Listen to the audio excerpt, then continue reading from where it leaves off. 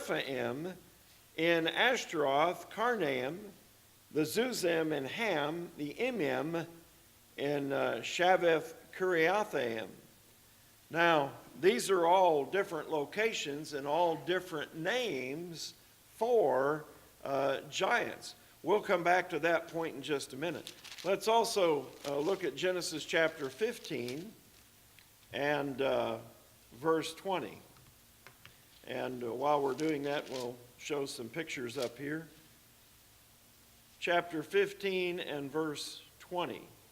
It's interesting that we have people that are this size, is it not? 8'11", and even a woman of great height and stature, even today. And here is the tallest family. I don't know who that shrimp is in there, but the rest of them are pretty tall, as you can see. But anyway, Genesis chapter 15 and verse 20. The Hittites, the Perizzites, and the Rephaim. And this is referring to their height, the fact that they are giants rather than a location, although they were located in the promised land. So these two words are translated as giants. Now, let's take another look, though, at some other places that we find. 2 Samuel chapter 21. 2 Samuel chapter 21. And this is also the case in 1 Chronicles, but we're not going to read both passages because they're fairly identical. The one is a repetition of the other. 2 Samuel 21 and verse 16. Then Ishbi-Benob, who was one of the sons of the giant, the weight of whose bronze spear was 300 shekels, who was bearing a new sword, thought he could kill David. And then we go on down to verse 18.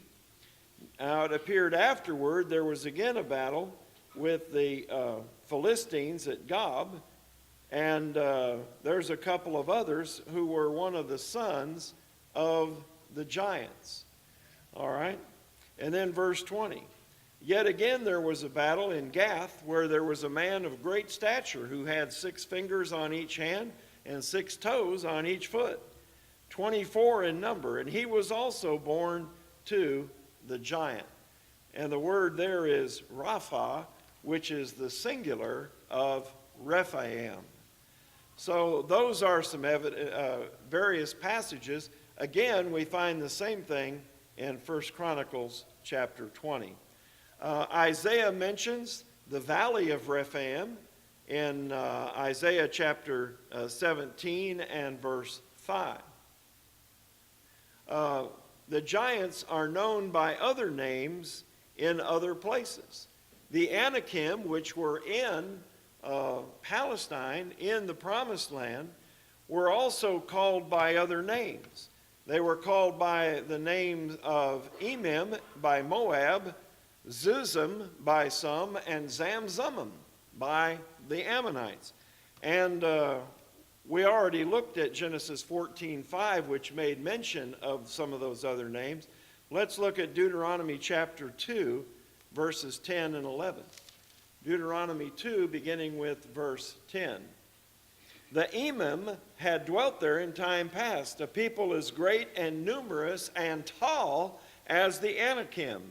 They were also regarded as giants like the Anakim, but the Moabites called them Emim. So there you have a specific delineation. These are the same, but as these tall individuals, these giants, they were known by one name in one culture and another name in another culture.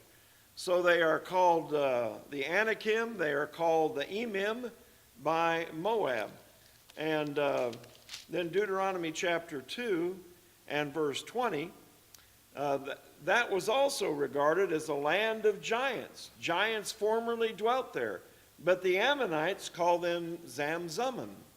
So different names by different cultures, all referring, however, to giants.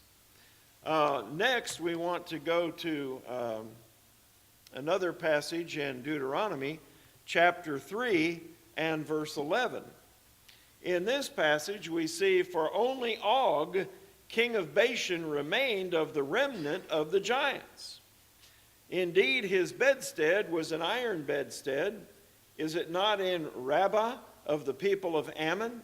9 cubits is its length, and 4 cubits its width, according to the standard cubit." Now, a cubit generally was regarded as 1.5 feet long. So a bed 9 feet long was 13.5 feet by our measurement. And 4 feet wide would be 4 cubits wide would be 6 feet wide. You know, most people sleep on a bed that's 6 feet long, or something close to that.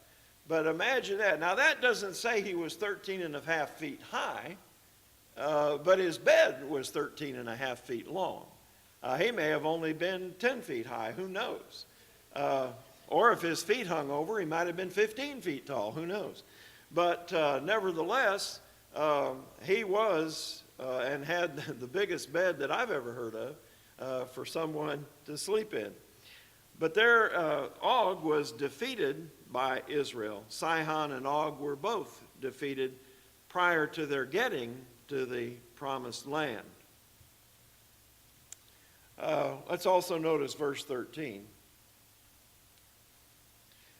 "The rest of Gilead and all of Bashan, the kingdom of Og, I gave to the half-tribe of Manasseh. All the region of Argob with Bashan was called the land of the giants." And again, that's the word Rephaim. All right. Now, we're still not through with those because they get a couple mentions later on. So let's go to the book of Joshua, chapter 12. Book of Joshua, chapter 12. These are not nearly so explanatory as they just happen to be listed. Joshua 12 and verse 4, Og the king of Bashan and his territory, listing all of the ones who had been conquered. And so Og the king of Bashan, his territory, who was one of the remnants of the giants. All right. And then Joshua chapter 13 and verse 12. All the kingdom of Og in Bashan, who reigned in Ashtaroth and Edrei, who remained of the remnant of the giants. So again, these are just passing references. Joshua chapter 17 and verse 15. Joshua answered them, "If you are a great people, then go up to the forest country and clear a place for yourself there in the land of the Perizzites and the giants, since the mountains of Ephraim are too confined for you." So these are probably what were called earlier the Anakim, children of the Anakim, or Anak. Chapter 18, verse 16. "Then the border came down to the end of the mountain that lies before the valley of the son of Hinnom, which is the valley of the Rephaim in the north, descended to the valley of Hinnom to the east side, and the Jebusite city," trying to sneeze, "and descended to En Rogel." All right, well, all of these are places where these two words appear. Nephilim, twice. Rephaim, all of these passages that we've looked at.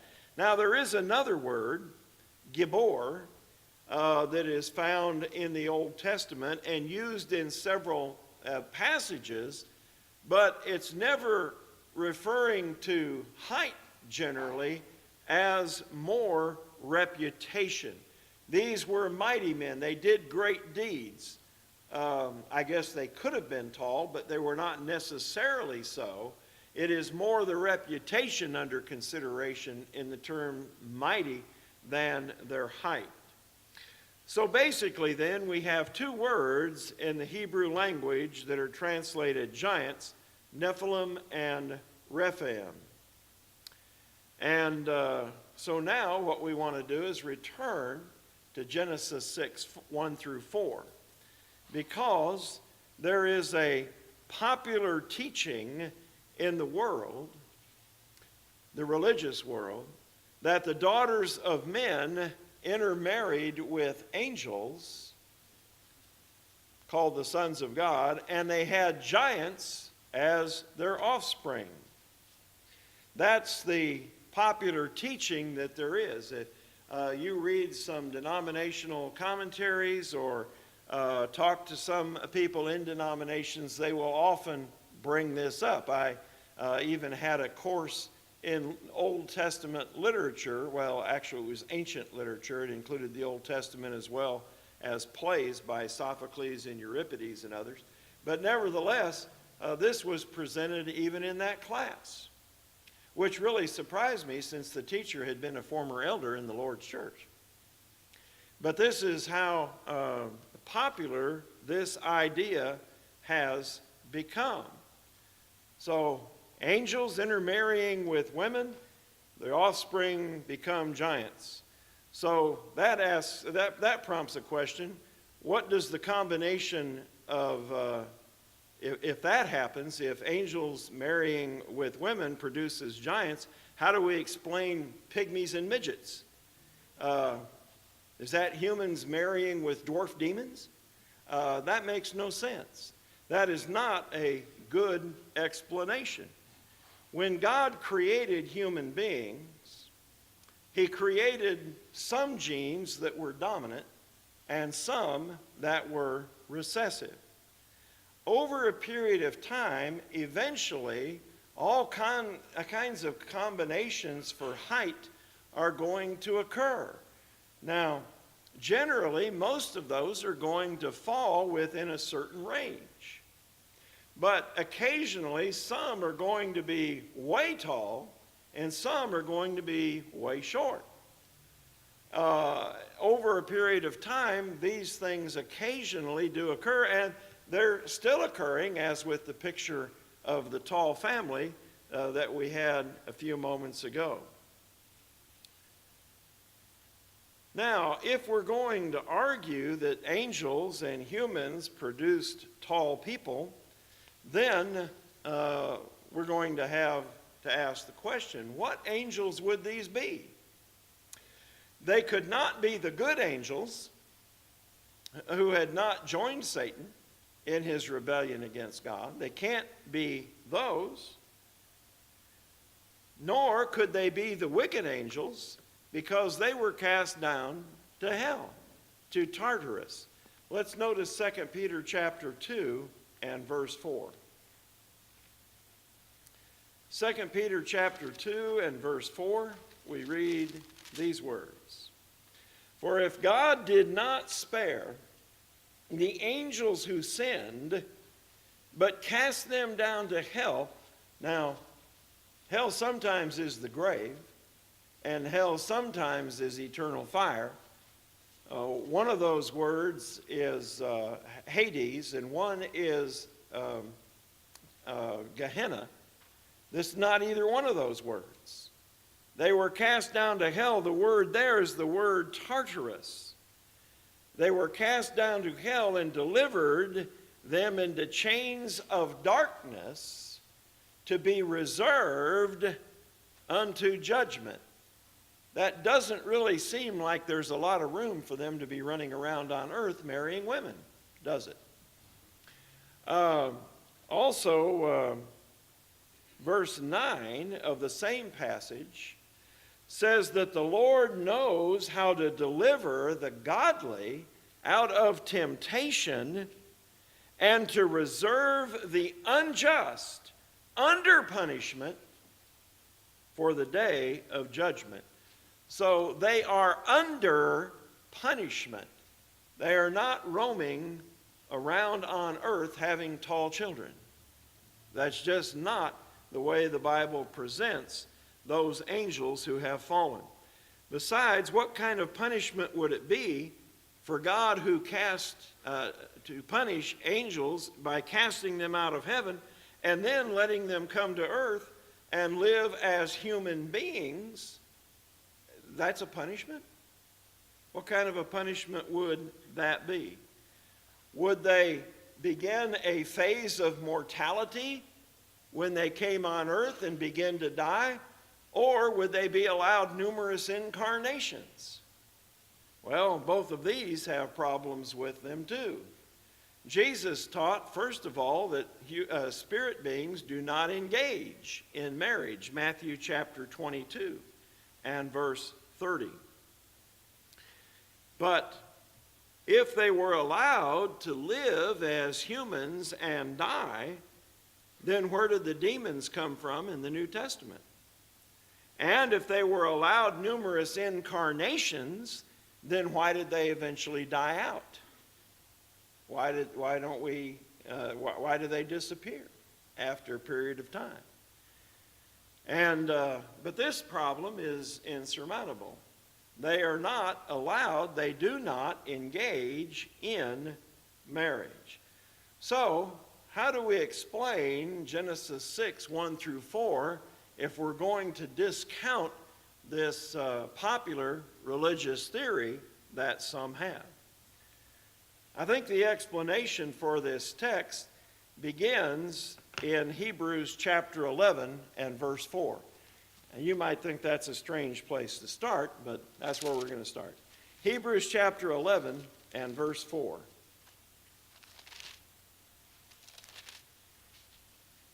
By faith, Abel offered to God a more excellent sacrifice than Cain, through which he obtained witness that he was righteous, God testifying of his gifts, and though through it he being dead still speaks. Now notice that he obtained witness. This was proof to anybody who looks at the situation that Abel was righteous and his brother evil. So he would have carried on the righteous seed line, and there was a seed line that developed through whom Christ came. He would have been the head of that seed line, except his brother murdered him. So let's see what happened after that in Genesis chapter 4, verses 25 and 26. And Adam knew his wife again, and she bore a son and named him Seth. For God has appointed another seed for me instead of Abel, whom Cain killed. The righteous seed line that Abel represented and would have developed had he not been murdered by his brother, he was replaced with Seth. Notice it again. The Lord has appointed me another seed for me instead of Abel. Abel was the righteous seed. Now Seth has been appointed as the righteous seed. Then notice verse 26. And as for Seth, to him also was born a son, and he named him Enosh. Then men began to call on the name of the Lord. Well, there are a couple of things that we find in this passage. This verse indicates that Seth was the specific replacement for Abel. No other children, the second thing is, no other children who had been born to Adam and Eve had been calling on God. It was not until Seth was born that men began to call on God, which indicates wickedness on the part of all the others. Now, in chapter 5, we have the beginning of one of the genealogies that everybody loves to study, but they're there for a purpose. And in Genesis chapter 5, let's notice verses 1 through 3, what we're looking at in this genealogy. This is the book of the genealogy of Adam. In the day that God created man, he made him in the likeness of God. He created them, male and female, and blessed them, and called them mankind in the day they were created. And Adam lived 130 years and begat a son in his own likeness, after his image, and named him Seth. So what do we see with regard to that? It is Seth's line, the righteous seed line, that is now delineated in chapter 5. And we see that Seth was made in Adam's likeness. That's interesting. The only other time we have heard that is Adam and Eve being made in God's likeness. So what does it mean when it says that Seth was made in Adam's likeness? Number one, I would suggest that this shows that Adam had repented of his previous sin and was living righteously, because he was made in God's image, and Seth, the righteous replacement, is made in Adam's image. And so that would indicate that Adam had repented and was living righteously, and that his other children were not following in his ways. Now we want to come to this passage and say a few more things about it. So Adam has apparently repented of his sins, his other children not following his ways, and the genealogy here in Genesis 5 begins with Adam and Seth, and it contains only the children in this line. And it ends with Noah and his 3 sons in verse 32. So what we have is the development of the righteous seed line. And we know at least one in that line was righteous, because Enoch walked with God 300 years and was not. About verses 22 through 24. For God took him. So we know that this is the righteous seed line. It is the line following in the ways of Adam, following in the way Seth, following in the ways of Adam, following in the ways of God at this particular time. Now, having seen that genealogy, let's go to Genesis 6, 1 through 4. The sons of God refer to Seth's godly seed line. By the way, how could fallen angels be described as the sons of God? If the theory is that fallen angels intermarried with women, why are they not called formerly the sons of God? That would be the wrong phrase to describe fallen angels, don't you think? And in fact, I can't think of any place in the entire Bible where fallen angels are called sons of God. And so that's another problem with that theory. Now, over the centuries, or over a period of time, the godly seed line had separated from the ungodly seed line, possibly for purity reasons. If you want to keep something pure, you don't intermingle with that which is impure. And so the others were ungodly. They didn't call on the name of the Lord, but Seth and his seed line did. And so over a period of time, however, the godly seed line began to intermarry with the daughters of men, describing the children of everybody else who was not godly. Thus, you have a mixture of the gene pools.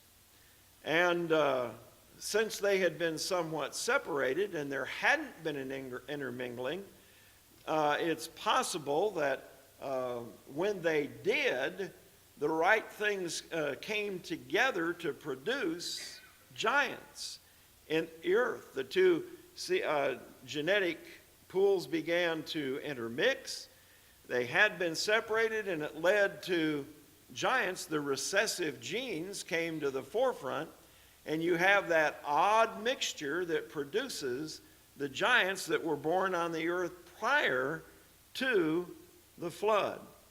Now, after the flood, the recessive genes again made the right combination, and various groups of giants resulted, the Anakim, the Emim, the Zamzummim.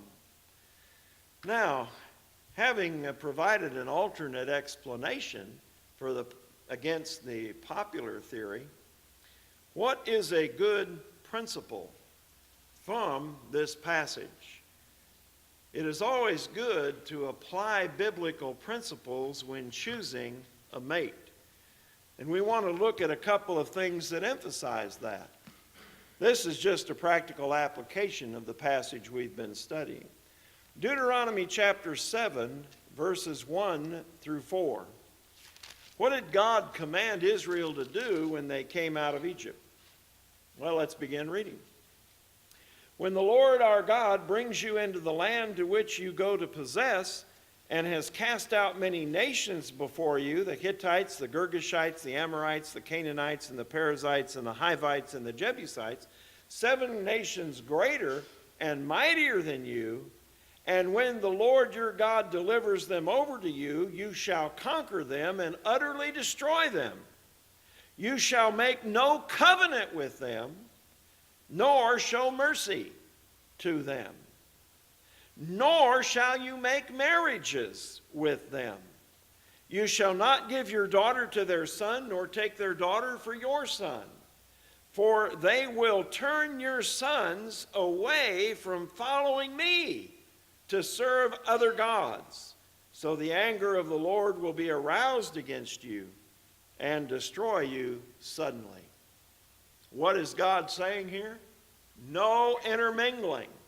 Now, he doesn't reference Genesis 6, 1 through 4, but it's a repetition of the same thing. I don't want you to mix these two lines. You have a pure line, and the nations around you do not. And if you mix these two, you'll end up being idolaters, which, by the way, is precisely what happened. Let's also look at Nehemiah chapter 13, verse 26 that we studied just a bit ago. Nehemiah chapter 13 and verse 26. Did not Solomon, king of Israel, sin by these things? Yet among many nations there was no king like him, who was beloved of God, and God made him king over all Israel. Nevertheless, pagan women caused him to sin. This was the sin of intermarriage with those who were idolaters. The very thing specified in the law, which Solomon surely knew, from Deuteronomy 7, 1 through 4 that we just read.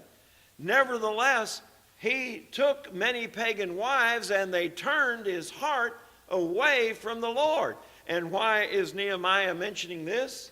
Because some of the Israelites, having been released from captivity, had come back to the land and were marrying idolaters again.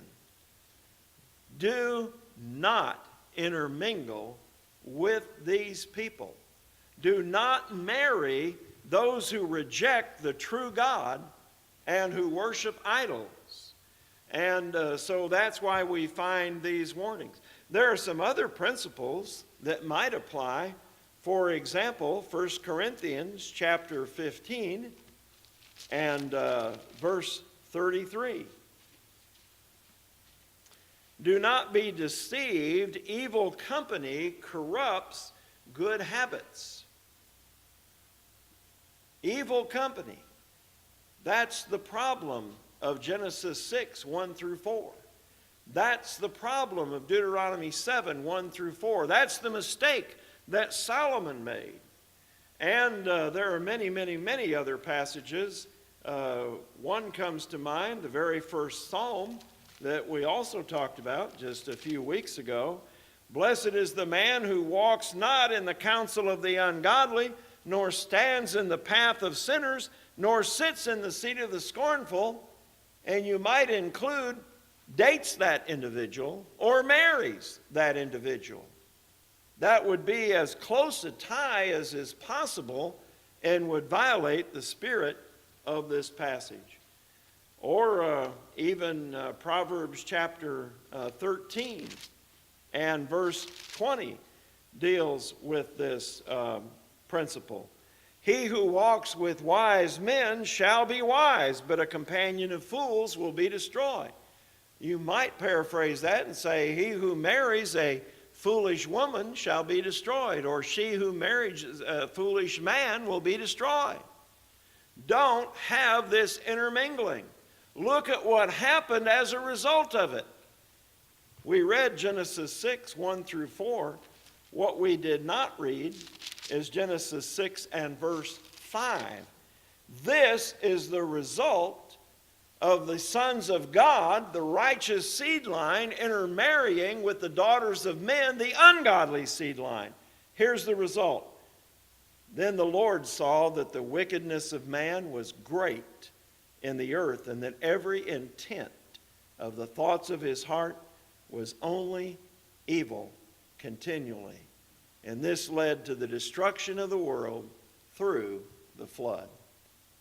Surely we can benefit from the principle that we see in this passage.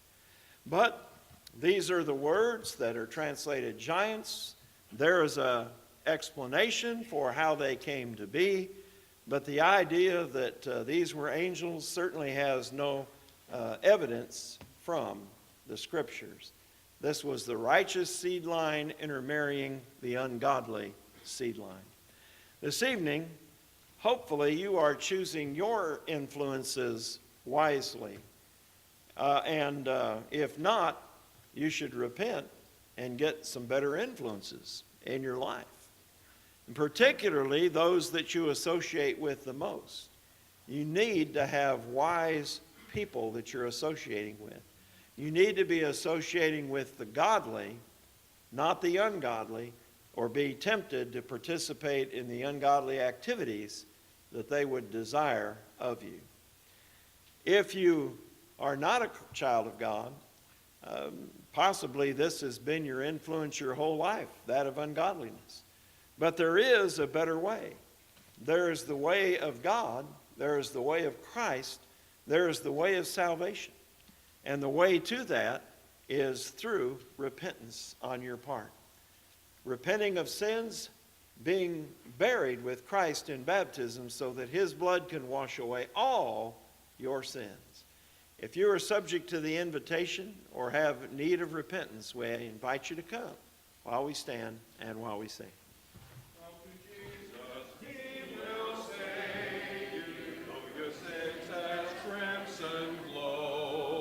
If you give your heart to Jesus, he will make it white as snow.